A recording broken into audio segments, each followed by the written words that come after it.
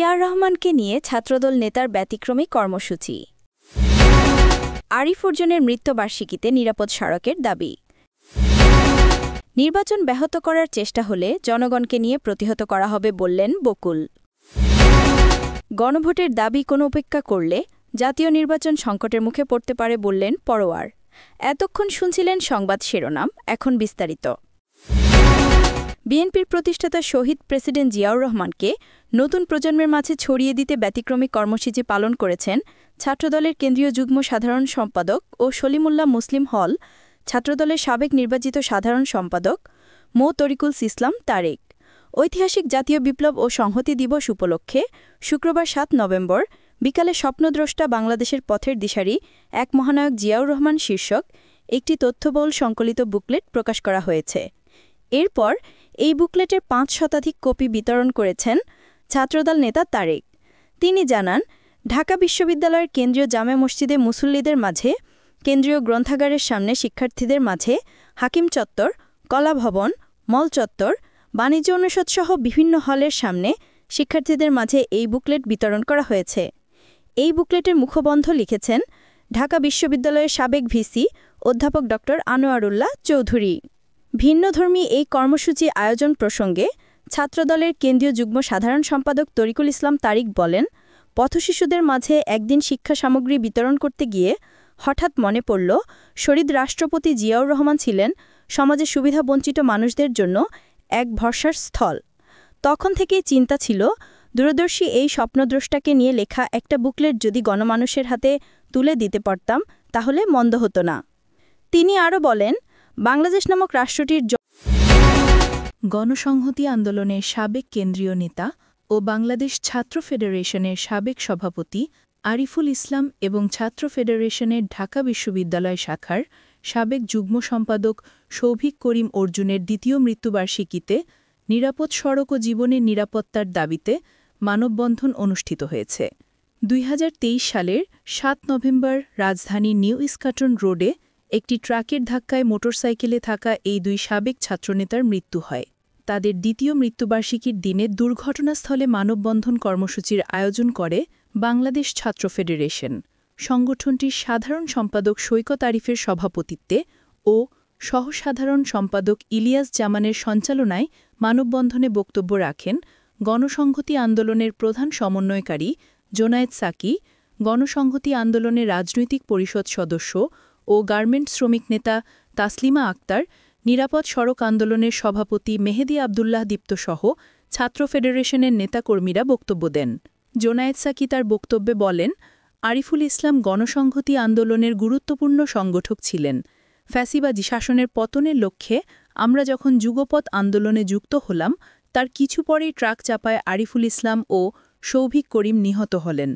তাই আমাদের আশঙ্কা রয়েছে এটা নিছক দুর্ঘটনা নাকি রাজনৈতিক হত্যাকাণ্ড। আমরা সরকারকে তা খতিয়ে দেখার দাবি জানাই। সমাবেশে বক্তারা বলেন, বাংলাদেশে সড়ক দুর্ঘটনায় গত ১০ বছরে প্রায় ১ লাখের বেশি মানুষ নিহত হয়েছে, আহত হয়েছে আরও অনেক মানুষ। এত বিপুল পরিমাণ মানুষের মৃত্যুর পরেও আমাদের সড়ক মহাসড়কে নিরাপদ করতে কোনো সরকারি কার্যকর কোনো ব্যবস্থা নেয়নি।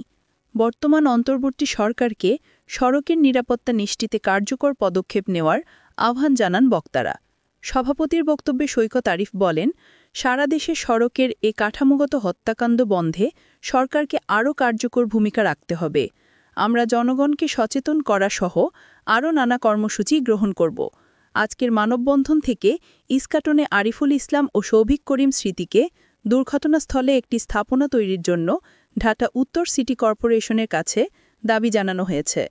মানববন্ধনে আরও উপস্থিত ছিলেন গণসংহতি আন্দোলনের রাজনৈতিক পরিষদ সদস্য জুলহাসনাইন বাবু, ছাত্র ফেডারেশনের সাবেক সভাপতি গোলাম মোস্তফা সহ তার বন্ধু, স্বজন ও সহযোদ্ধারা।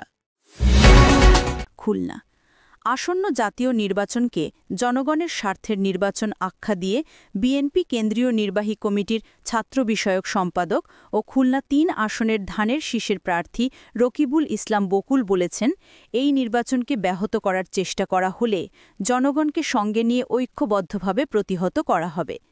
গত শুক্রবার ৭ নভেম্বর খুলনার খালিশপুর থানার ১০ নং ওয়ার্ডের নয়াবাটি এলাকায় জাতীয়তাবাদী স্বেচ্ছাসেবক দলের আয়োজনে ডেঙ্গু ও চিকুনগুনিয়া প্রতিরোধে মশা নিধন কর্মসূচির উদ্বোধন অনুষ্ঠানে প্রধান অতিথির বক্তব্যে তিনি এই হুঁশিয়ারি উচ্চারণ করেন। বকুল বলেন, এই নির্বাচন হবে জনগণের স্বার্থে, জনগণের পক্ষে নির্বাচন। যারা এই নির্বাচনকে ব্যাহত করার চেষ্টা করবে তারা জনগণের বিপক্ষে অবস্থান নেবে। দেশের মানুষ দীর্ঘ ১৭ বছর সংগ্রাম, আন্দোলন ও ত্যাগের মধ্য দিয়ে ফ্যাসিস্ট সরকারের পতন ঘটিয়েছে। এখন তারা জেগে উঠেছে, তাদের পছন্দের সরকার প্রতিষ্ঠা করতে চায়। ভোটের অধিকারকে মৌলিক অধিকার হিসেবে উল্লেখ করে তিনি বলেন, আমার ভোট আমি দেব, যাকে খুশি তাকে দেব। এই নীতির উপর ভিত্তি করেই জনগণ তাদের পছন্দের সরকার নির্বাচিত করতে চায়। কারণ কেবল জনগণের ভোটে নির্বাচিত গণতান্ত্রিক সরকারই পারে তাদের ভাগ্যের পরিবর্তন ঘটাতে। তিনি আরও জানান, খুলনা ২ ও ৩ আসনে দল থেকে যারা মনোনয়ন পেয়েছেন তাদের পক্ষে সমন্বিতভাবে নির্বাচনী কার্যক্রম পরিচালনার সিদ্ধান্ত নেওয়া হয়েছে।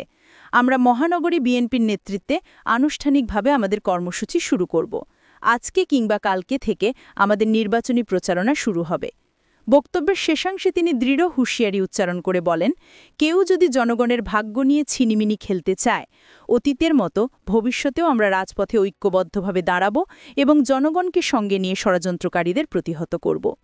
অনুষ্ঠানে আরও উপস্থিত ছিলেন খুলনা মহানগর বিএনপি সাংগঠনিক সম্পাদক শেখ সাদি, মহানগর বিএনপির সাবেক যুগ্ম আহ্বায়ক চৌধুরী শফিকুল ইসলাম হোসেন, স্থানীয় ওয়ার্ড বিএনপি, স্বেচ্ছাসেবক দল ও অঙ্গ সহযোগী সংগঠনের নেতাকর্মীরা। গণভোটের দাবি কোনো রাজনৈতিক দলের চাপের মুখে উপেক্ষা করলে জাতীয় নির্বাচন সংকটের মুখে পড়তে পারে। তাই অবিলম্বে জুলাই জাতীয় সনদ বাস্তবায়ন আদেশ জারি করতে হবে এবং গণভোটের তারিখ ঘোষণা করতে হবে।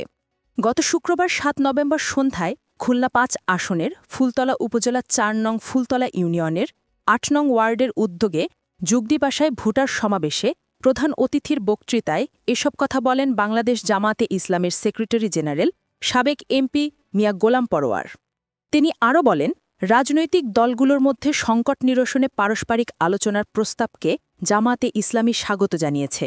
জামাতে ইসলামী ইতিপূর্বে বিএনপি সহ সকল দলকে আলোচনায় বসে রাজনৈতিক সংকট নিরসনের সংশ্লিষ্ট প্রস্তাব একমত হওয়ার ব্যাপারে আগেই প্রস্তাব দিয়েছে।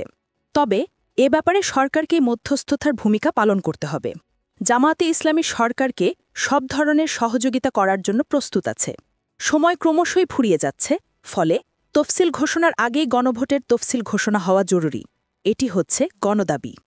সৈয়দ আবু জাফরের সভাপতিত্বে ও শেখ জিয়াউর রহমানের সঞ্চালনায় বিশেষ অতিথি ছিলেন জেলা সেক্রেটারি মুন্সী মিজানুর রহমান, সহকারী সেক্রেটারি গাউসুল আজম হাদি, জেলা কর্মপরিষদ সদস্য শেখ সিরাজুল ইসলাম ও অ্যাডভোকেট আবু ইউসুফ মোল্লা, ফুলতলা উপজেলা আমির মাওলানা আব্দুল আলিম মোল্লা, সেক্রেটারি মাওলানা সাইফুল হাসান, জেলা শ্রমিক কল্যাণ ফেডারেশনের সহভাই সভাপতি আলী আকবর মোড়ল, উপজেলা কর্মপরিষদ সদস্য ড আজিজুল হক, ছাত্র শিবিরের খুলনা জেলা উত্তর এইচআরডি সম্পাদক হুসাইন আহমেদ, জেলা পাঠাগার সম্পাদক বোরহান হোসেন, ফুলতলা থানার সভাপতি আব্দুর রহিম, ফুলতলা ইউনিয়ন আমির মাস্টার মফিজুল ইসলাম, ইউনিয়ন সেক্রেটারি হাফেজ আল আমিন প্রমুখ।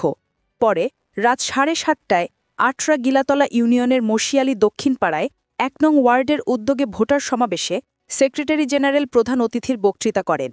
ওয়ার্ড সভাপতি মাওলানা রবিউল ইসলাম এবং সেক্রেটারি কামাল হোসেনের পরিচালনায় এ সমাবেশ